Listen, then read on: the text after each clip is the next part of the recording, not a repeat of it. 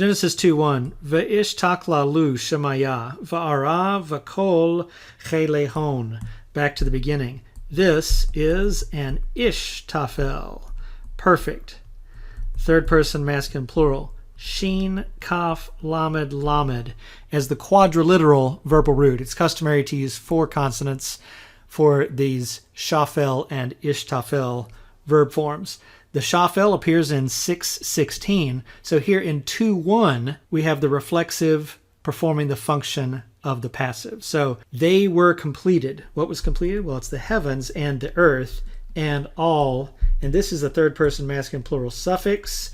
And it's all their hosts, where this is a chayil right here, which had appeared in Daniel 4:32 as Chayil Shemaya, the host of heaven, where Chayil can also mean strength. Since Genesis 2:1 is a short verse, I'd like to use this opportunity to discuss this edition of Targum Onkelos.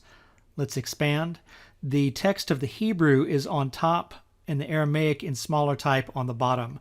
When the editors judge that Onkelos has departed from what would have been a word-for-word translation, they place Onkelos in bold, as we see here, where in the original Hebrew we have the pual, Vayiktol, third-person masculine plural, of Kaf Lamed Hey. We have an ishtafel, perfect third-person masculine plural, of Shin, Kaf Lamed Lamed. And while that might look like it would correspond very closely with Kaf Lamed Hey, the point of the editors is we just look at the beginning of the next verse, where a PL, so what is the active equivalent of the pual, is then rendered in the shafel, but of a different verbal root. Now they judge that the reason for this is Shin, Kaf, Lamed, Lamed denotes completion and perfection rather than merely finishing, as we see in verse 2.